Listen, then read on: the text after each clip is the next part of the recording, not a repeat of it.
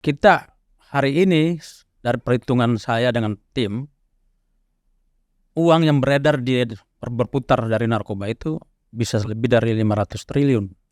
Itu per apa, Pak? Itu per tahun. Per tahun? Iya. 500 Dari triliun. 3,30 juta orang, kalau kita hitung rumusnya satu hari dia pakai berapa gram, satu minggu berapa gram, rata-rata itu 500 lebih triliun. Nah, abang bisa bayangkan bagaimana orang membelanjakan sesuatu yang sia-sia untuk narkoba ini. Fenomena patronisasi di dalam masyarakat yang dibangun oleh para bandar ini sudah barang tentu dia menciptakan ketergantungan. Karena faktor yang abang sejelaskan tadi, faktor ekonomi. Mereka memberikan si para bandar-bandar ini, mereka dianggap sebagai salah satu solusi daripada problem ekonomi.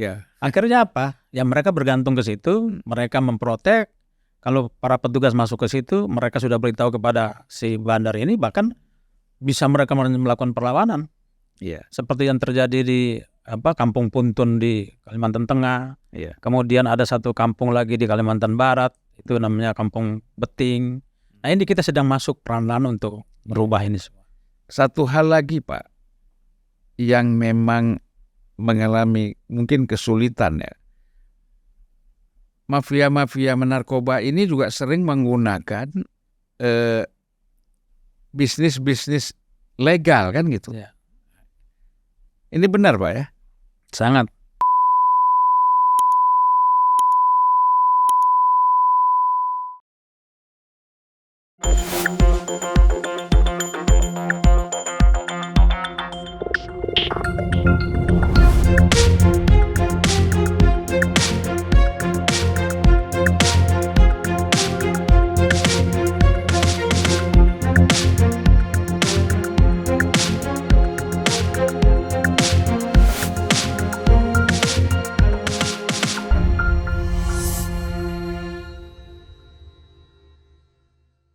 Baik, Assalamualaikum warahmatullahi wabarakatuh. Waalaikumsalam. Salam sejahtera buat kita semua.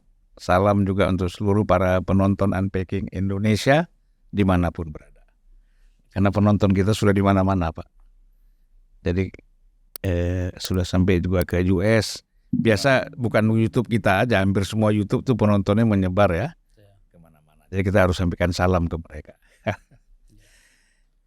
Saya hari ini bersama dengan Komjen Martinus Hukom. Beliau ini adalah Kepala Badan Narkotika Nasional atau BNN disingkat, Pak ya.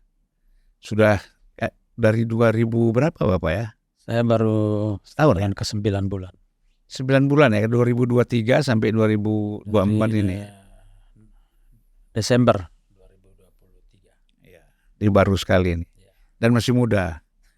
Ya, Pak. Amin, Pak. Martinus masih umur 55 tahun. Beda 12 tahun sama saya. Wow. Saya 68. Abang terlihat lebih muda dari saya. Ya kan kalau Bapak banyak kerjaan. Kalau kita ini relax aja. Kalau saya dalam posisi Bapak mungkin udah gak sanggup juga, Pak. Ya, berat sekali karena persoalan narkoba ini bukan persoalan main-main. Mulai dari menghadapi yang terkecil sampai yang terbesar. Saya dulu waktu saya menjadi wartawan, Pak, saya itu sering menginterview siapa, Pak, ingat nggak Brigjen perempuan yang orang Manado, Pak? Brigjen Mandagi. Ya, Brigjen Mandagi. Itu sering saya interview dia dan dia cerita banyak. Dia kan reserse, reskrim kan. Saya sering interview dia bagaimana keluh kesah dia berhadapan dengan mafia narkoba itu. Kadang-kadang dia bilang, Pak Zulfan, Dik Zulfan dia bilang, manggil saya waktu itu ya. Anak buah saya ini kan menggunakan, gak punya kredit card, ya kan, mobil sederhana, sementara mafia ini pakai fasilitas yang luar biasa. Kalau mereka masuk ke hotel, mereka langsung bisa masuk kamar, kita cuma nongkrong aja, kita punya di parkir yang mengejar mereka gitu. Nah, tapi kalau sekarang saya kira pasti sudah diantisipasi, Pak ya. Orang kan nggak main di hotel lagi sekarang. Kalau dulu kan main di hotel.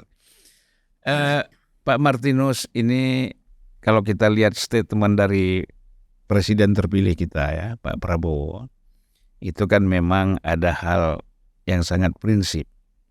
Yang Pak Prabowo ada dua, yang itu menjadi prinsip yang tidak boleh terjadi dalam masa pemerintahan dia.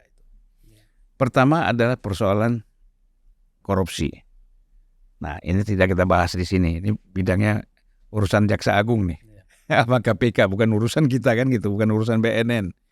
Nah, tapi yang kedua kan dia bilang persoalan narkotika. Ini sangat serius. Nah, saya kira semua kita lah, kalau bicara narkotika kan semua kita punya concern yang sama ya Pak. Mungkin tanggung jawabnya saja yang berbeda gitu. Nah, Pak Martinus, orang perlu tahu ya Pak, apa sih langkah-langkah BNN ini untuk mengatasi persoalan narkotika yang terjadi di negara kita ini. Oke Bang Zulfan, sebelumnya saya mengucapkan salam juga kepada pemirsa Unpacking Indonesia. Saya Komjen Pol Martinus Hukom, Kepala BNN RI, baru 9 bulan menjabat di BNN. Dan apa yang Abang sampaikan tadi, saya melihat bahwa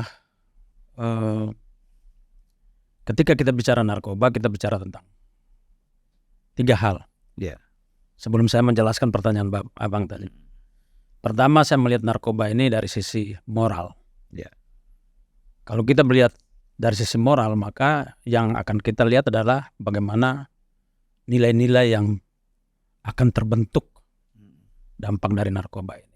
Dan saya selalu sampaikan kepada siapapun, kepada wartawan, kepada teman-teman dalam setiap kesempatan, bahwa saya sampaikan bahwa narkoba ini adalah sudah menjadi bencana moral.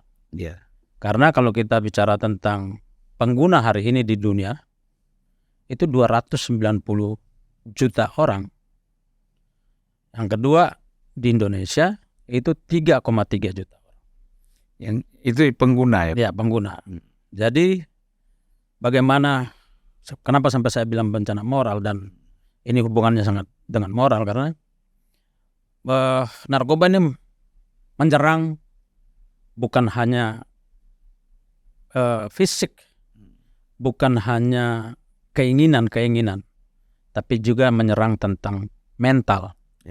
Dia merusak saraf.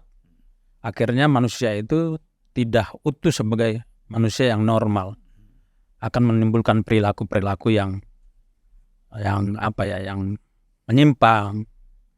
Banyak penelitian yang mengatakan bahwa narkoba ada hubungannya dengan kekerasan, baik itu kekerasan jalanan, kekerasan dalam rumah tangga, dan lain-lain. Narkoba juga bisa berhubungan dengan kejahatan jalanan lainnya seperti pencurian, perampokan, dan lain-lain. Lalu kemudian yang kedua, saya melihat narkoba ini sebagai bisnis. Namun bisnis yang gelap. Kenapa saya bilang sebagai bisnis? Kita hari ini, dari perhitungan saya dengan tim, uang yang beredar berputar dari narkoba itu bisa lebih dari 500 triliun. Itu per apa Pak? Itu per tahun. Per tahun? Iya. 500 dari 3,30 juta orang. Kalau kita hitung rumusnya, satu hari dia pakai berapa gram, satu minggu berapa gram, rata-rata itu 500 lebih triliun. Nah, Abang bisa bayangkan bagaimana orang membelanjakan sesuatu yang sia-sia untuk narkoba ini. Itu Bang. Dan yang ketiga, saya melihat narkoba ini sebagai sesuatu yang merusak masa depan. Masa depan siapa? Masa depan individu yang menggunakan. Tapi yang lebih penting lagi adalah masa depan bangsa. Karena hari ini, per survei prevalensi kita tahun 2023, sebagian besar pengguna itu adalah remaja. 15 sampai 25 tahun. per tahun 2023 itu ada 300 lebih remaja Indonesia yang terpapar. 300. Dari 3,3 juta tadi. itu. Nah, bagaimana narkoba ini lalu kemudian merusak generasi muda dan apa yang dicita-citakan oleh negara hari ini adalah mewujudkan Indonesia 2045, Indonesia Emas 2045. Ini tidak akan terwujud jika generasi muda kita ada dalam ruang ini. Maka untuk itu pertanyaan Abang saya bisa jawab hari ini. Pertama, saya membuat 5 strategi, Bang. Iya. Strategi pertama adalah kolaborasi. Kenapa kolaborasi? Karena narkoba ini spektrumnya sangat luas. Iya. Dari spektrum ekonomi, sosial, kemudian pendidikan, keluarga, dan lain-lain. Bahkan kalau di Amerika termasuk politik, Pak ya. Yap, sangat penting sekali itu. Iya. Terakhir ini yang memang perlu kita waspadai sekali. Iya. Apalagi seperti terjadi di Amerika Latin kan. Iya. Pablo Escobar itu hampir menjadi presiden. Iya. Gara-gara dia menjadi seorang kartel narkoba yang bisa mengumpulkan uang begitu banyak untuk Iya. kampanye-kampanye politik. Nah, lalu yang kedua, kenapa kita berkolaborasi? Karena kita perlu pendekatan yang interdisipliner. Itu antar mana, Pak, kolaborasi? Kolaborasi kita struktural maupun informal. Struktural semua kementerian kita libatkan yang punya Yang terkait ya? Iya, yang terkait. Seperti Kementerian Pendidikan. Iya. Karena kita harus masuk di ruang lingkungan pendidikan. Seperti tadi saya jelaskan sama Abang bahwa ada 312 pelajar mahasiswa yang terpapar. Nah, fenomena kenapa mereka terpapar? Ada fenomena yang mengatakan mungkin ada hasil penelitian bahwa orang ingin menggunakan narkoba itu karena dipengaruhi oleh teman sebaya. Iya. Nah, kita bisa bayangkan 312 orang tadi, bagaimana mereka satu hari bisa mempengaruhi orang lain. Di ruang mana? Ya di ruang pendidikan, di ruang permainan. Maka kita masuk ke ruang pendidikan. Itu salah satu contoh kolaborasinya. Yang kedua, saya melihat bahwa menangani narkoba ini tidak lagi bisa menangani secara ordinary. Karena narkoba adalah sindikat. Iya. Dan dia bisa menggunakan pendekatan-pendekatan struktural, pendekatan-pendekatan jejaring sosial untuk menyebarkan narkoba tersebut. Dan bukan hanya menyebarkan, dia membangun juga kekuatan. Seperti yang kemarin kita tangkap di tanggal 4 September kemarin, kita tangkap di Kalimantan Tengah. Namanya Salihin. Salihin ini dia membangun kekuatan bisnis gelapnya itu, dan dia diprotek oleh masyarakat-masyarakat sekitar. Maka kemampuan kita tidak sekedar menangkap, memproses, membawa ke pengadilan, tapi kita butuh suatu kekuatan analisis intelijen untuk membreakdown kekuatan-kekuatan mereka di masyarakat. Iya. Banyak, bukan hanya di Kalimantan Tengah, di tempat-tempat lain pun juga terjadi. Seperti di Batam itu ada namanya Kampung Aceh. Itu juga mereka menjadi kuat di situ karena dilindungi oleh masyarakat sekitar. Iya. Umumnya begitu. Ya, umumnya seperti itu. Maka pendekatan yang kita lakukan itu sudah bukan pendekatan hukum, tapi pendekatan yang lebih bersifat intelijen, terbuka, tertutup. Kita mengurai kekuatan-kekuatan mereka sehingga kita bisa merobohkan patronnya mereka di masyarakat. Itu yang kita lakukan. Kemudian pendekatan yang berikut adalah kita ketahui bahwa di Indonesia ini bukan produsen. Indonesia adalah pasar. Produsennya di mana? Ada 3 negara, 3 entitas, bukan negara sih. Jadi mereka berada di 3 negara, 3 wilayah lah. Yang pertama itu adalah Golden Triangle di Myanmar. Mereka memanfaatkan ketidakstabilan keamanan dan politik di sana. Mereka membangun kekuatan bisnis narkoba dan dipersenjatai, dijaga oleh milisi-milisinya mereka. Yang kedua di Afghanistan yang kita kenal dengan Golden Crescent. Dan yang ketiga itu di Amerika Latin yang kita kenal dengan nama Golden Peacock. Nah, khusus untuk di Golden Triangle ini, menurut saya ini adalah halaman rumah kita. Iya. Karena dekat sekali. Dan mereka menggunakan persamaan etnis, persamaan kultur di perbatasan. Iya.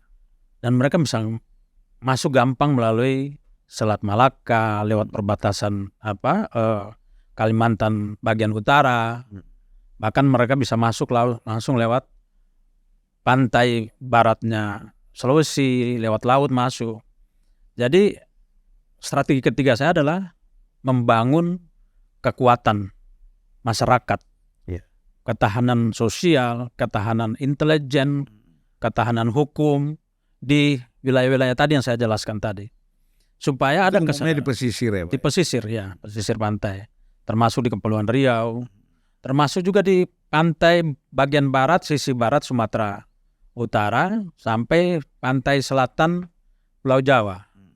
Nah, ini daerah ini lain lagi nih, itu masuknya kapal-kapal tradisional dari Iran masuk membawa barang-barang itu lewat jalur yang tadi terakhir saya jelaskan. Jadi kita menguatkan perbatasan. Kemudian yang ketiga adalah keempat, kita menguatkan kerjasama intelijen lintas negara perbatasan. Itu juga kita lakukan. Dan yang kelima adalah kita melakukan pendekatan-pendekatan yang tematik dan ikonik. Nah, tematik dan ikonik ini maksudnya begini, bahwa ada problem, ada kampung yang sudah terkontaminasi. Nah, itu kita masuk ke situ dengan semua pendekatan. 3 pendekatan pencegahan, pendekatan pemberdayaan masyarakat, rehabilitasi, kemudian pendekatan penegakan hukum. Seperti tadi saya jelaskan sebelumnya, kita harus rontokkan dulu itu patronnya dia yang di dalam masyarakat itu, baru kita masuk bedah. Keluarganya kita, ketahanan keluarganya kita bangkitkan, masyarakat di situ kita pendidikan edukasi, kemudian remaja-remaja situ kita bisa kita masuk lewat pendidikan, lembaga pendidikan, dengan melibatkan seluruh stakeholder yang ada di sana. Kita merubah struktur yang mereka sudah bandar-bandar ini atau pengedar gelap ini sudah buat di situ, dia sudah bercokol di situ. Kita harus rubah struktur itu, struktur sosial yang ada di sana. Kita kembalikan patron-patron tradisional kita seperti ulama, orang tua, kemudian tokoh-tokoh. Kita harus kuatkan lagi patron-patron yang ada di dalam masyarakat. Tapi kan umumnya Pak ya, kalau seperti Bapak bilang tadi bahwa masyarakat di sana termasuk memproteksi kegiatan-kegiatan para pemain narkoba ini di satu wilayah. Ini apa mungkin berkaitan dengan kondisi ekonomi mereka yang sangat rendah, Bang? Iya, tepat sekali, Bang. Jadi fenomena patronisasi di dalam masyarakat yang dibangun oleh para bandar ini sudah barang tentu dia menciptakan ketergantungan. Iya. Karena faktor yang Abang sejelaskan tadi, faktor ekonomi. Mereka memberikan si para bandar-bandar ini, mereka dianggap sebagai salah satu solusi daripada problem ekonomi. Akhirnya apa? Ya mereka bergantung ke situ, mereka memprotek. Kalau para petugas masuk ke situ, mereka sudah beritahu kepada si bandar ini, bahkan bisa mereka melakukan perlawanan. Seperti yang terjadi di Kampung Puntun di Kalimantan Tengah. Kemudian ada satu kampung lagi di Kalimantan Barat, itu namanya Kampung Beting. Nah, ini kita sedang masuk peran-peran untuk merubah ini semua. Saya ketika saya menjadi caleg di Aceh, saya sering datang ke satu kampung di pinggir laut. Itu kapal-kapalnya banyak sekali, dan dari situ ada orang yang bisa masuk ke sungai kecil, masuk ke dalam rumah tuh bisa itu. Sangat menyeludupkan membawa narkoba ini ya. Karena memang masyarakatnya kondisi ekonominya sangat rendah. Nah, ini artinya kan seperti Bapak bilang tadi, tidak cukup tindakan hukum ya, tindakan intelijen atau penangkapan, tapi memang harus diatasi juga nih persoalan ekonomi mereka ya. Selama ini kerjasama dengan siapa Pak kalau untuk meningkatkan ekonomi masyarakat ini? kami selama ini bekerja sama dengan CSR seperti kalau di Aceh itu di beberapa kampung tempat tanaman ganja kita punya program namanya Grand Design Development Alternatif. Itu Grand Alternative Development. Ya. Kita biasanya dengan CSR-nya perusahaan seperti Starbucks, kemudian bank-bank BUMN.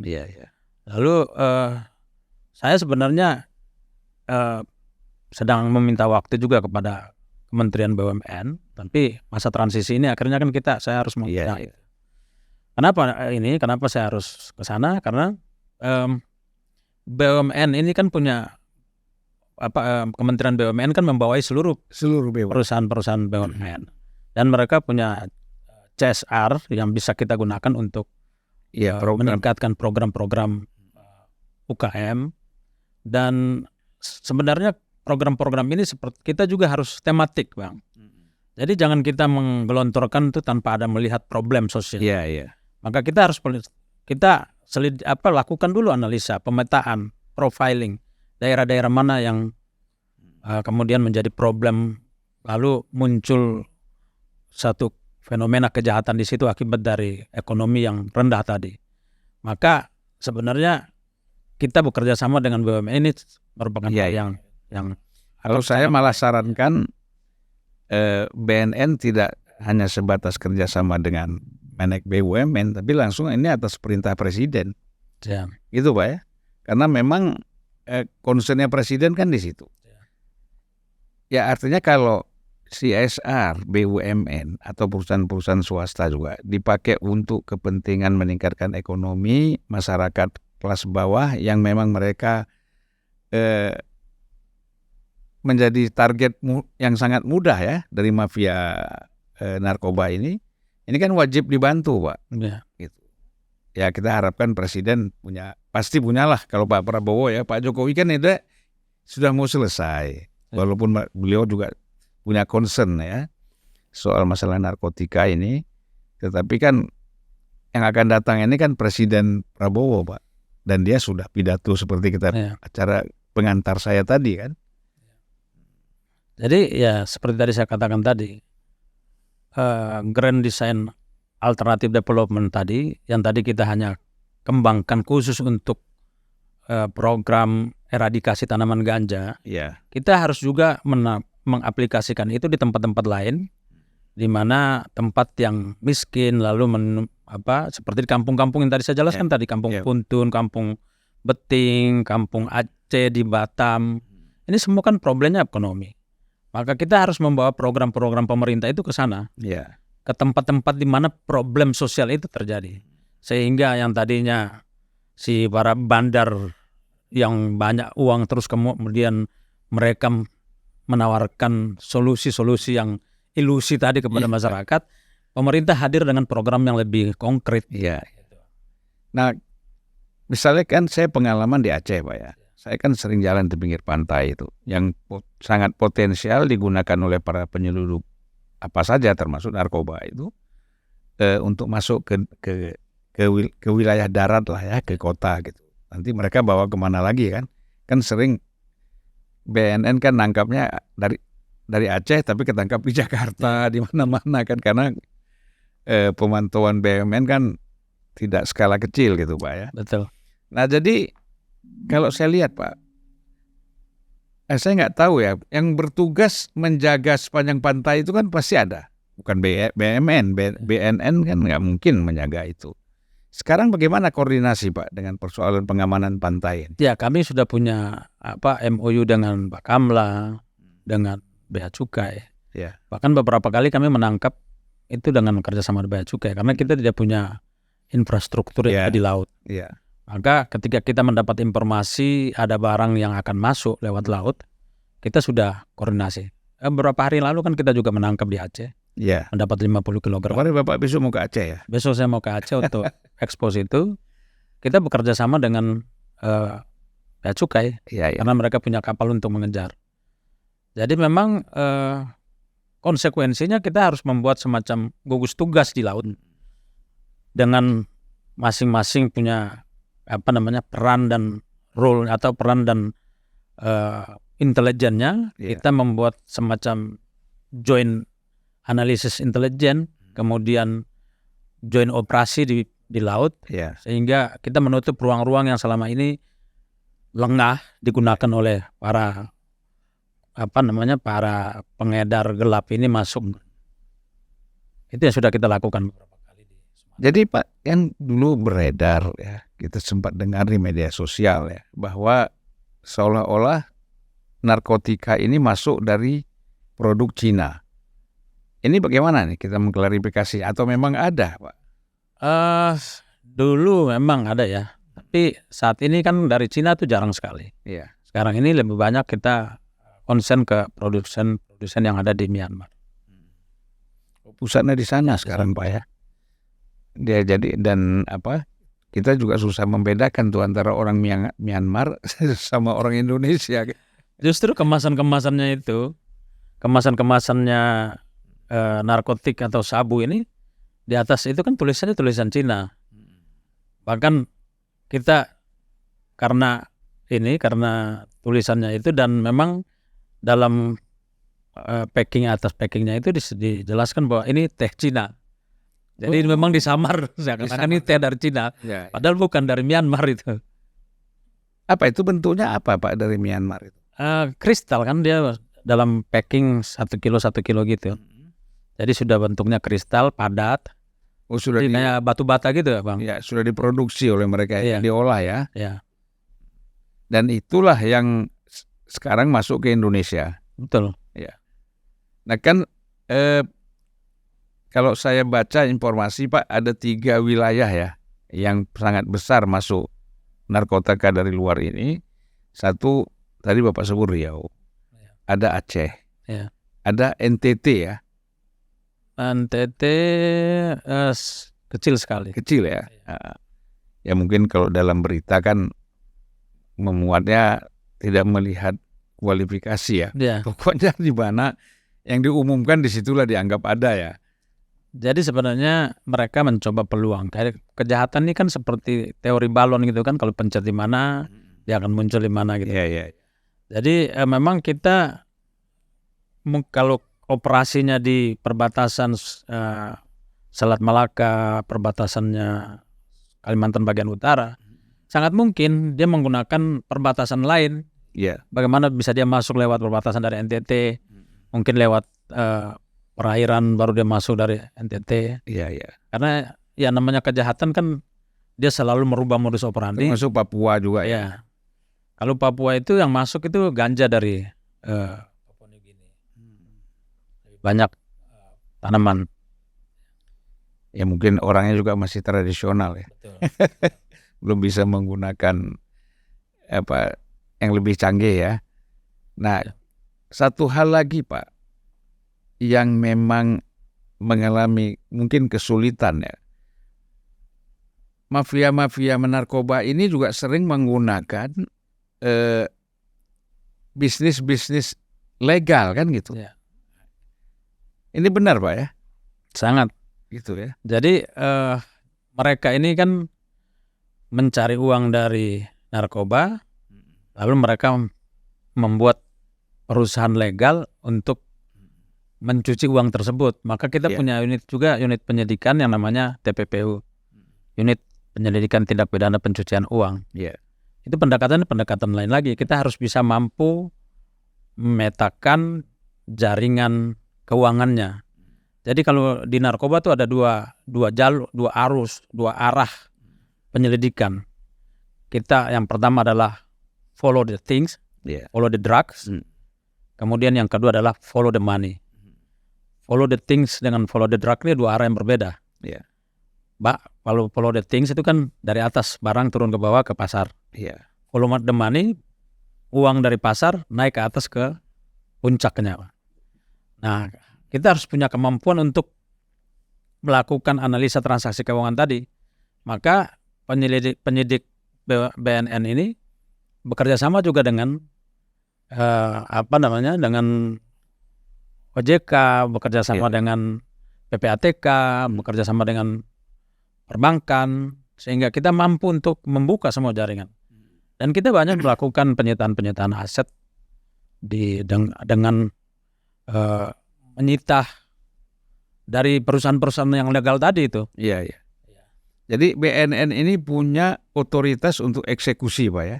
Kita punya otoritas Seperti KPK lah gitu ya. KPK bisa menangkap koruptor, ini bisa menangkap ya. mafia ataupun pedagang narkoba ya. Ya. Nah itu yang paling penting, Pak. Kalau nggak punya otoritas itu, akhirnya kan jadi cuman menjadi wacana ya. Ya. Jadi menurut saya, Pak, kita mau melemahkan bandar ini tidak hanya menangkap badannya, tapi memiskinkan mereka, itu penting. Iya. Maka kemanapun mereka sembunyi asetnya kita akan kejar. Tanpa ada, kalau itu sudah kriminal ya. Iya. Jadi nggak perlu ada rancangan undang-undang. Sudah ada undang-undangnya. Sudah ada undang-undangnya. Kan kalau yang untuk korupsi kan Siap. belum disahkan sampai sekarang itu. Iya. Undang-undang perampasan aset ya. Kalau Kita ini punya undang-undang TPPU. ya langsung ya. Langsung ada. Undang-undang nomor 8 tahun 2010. Iya. Nah Pak, satu hal, Bapak ini menjadi kepala BNN ini kan lawannya luar biasa ini. Siap. Yang Bapak lawan ini bukan hanya kelas-kelas yang ada di Indonesia, mafia-mafia yang ada di Indonesia, tapi kan jaringan mereka yang di luar juga itu menjadi, mereka menganggap Bapak ini sebagai musuh. Betul. Bahaya kan buat mereka gitu. Ya. Nah saya mau tanya, ada nggak selama ini ancaman-ancaman kepada Bapak dari kalangan mereka ini? Sampai saat ini, karena saya mungkin baru menjelang 9 bulan, jadi mereka belum tahu sepak terjang saya. Tapi kalau mereka melihat bagaimana sepak terjang saya selama di Densus 88, ya pasti mereka ketar-ketir karena saya betul-betul serius menghadapi mereka. Dan anak buah Bapak barangkali ada yang diancam-ancam, ada di telepon? Sampai saat ini kita belum ada ya. Mereka juga berpikir mungkin ini cari masalah ya. Nah Pak, ini mungkin kita sudah 30 menit ya, Bapak juga sibuk. Mungkin satu hal yang kita harapkan dari Bapak ini terhadap Presiden Prabowo nanti dalam hal persoalan narkotika ini, apa harapan Bapak? Yang pertama, dari statement beliau pertama bahwa beliau serius sama narkoba, itu sudah merupakan satu kebijakan. Iya. Dan saya berharap dari beliau sebagai presiden yang baru, kita butuhkan penguatan. Jadi penguatan penegakan hukum di bidang pemberantasan dan penguatan di bidang pencegahan. Iya. Karena dua hal yang berbeda. Pemberantasan itu kan kita menekan aktu reusnya, perbuatan yang sudah terjadi. Iya. Tapi yang lebih terpenting adalah menekan mens rea, baik mens rea para pengedar maupun mens rea para pengguna. Dan menurut saya penguatan yang bersifat pencegahan ini lebih efisiensi, lebih efisiensi baik dari segi keuangan, dari budgetnya, baik dari segi jumlah sumber daya yang harus disebarkan ke masyarakat. Karena kita bisa melakukan pendekatan kolektif kalau pencegahan. Kalau pemberantasan kan kita bukan pendekatan kolektif, person to person, karena yang bertanggung jawab adalah si pembuat kejahatan tersebut. Case per case. Sehingga kita membutuhkan kekuatan yang sangat besar, karena mengingat Indonesia yang sangat rentan terhadap masuknya narkoba ini, seperti kita ketahui ada 17.000 pulau kita, dan 108.000 lebih kilometer garis pantai. Berapa polisi, berapa penegak hukum yang harus kita butuhkan untuk menjaga itu. Tapi ketika kita melakukan pendekatan pencegahan preventif, kita membangun ketahanan masyarakat, membangun moral masyarakat, sehingga mereka menjadi polisi bagi diri mereka sendiri. Jadi di hulunya ya. Ya.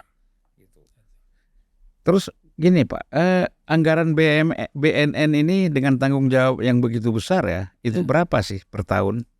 Ya, kebetulan anggaran kita tahun ini 1,4 T, 1,5.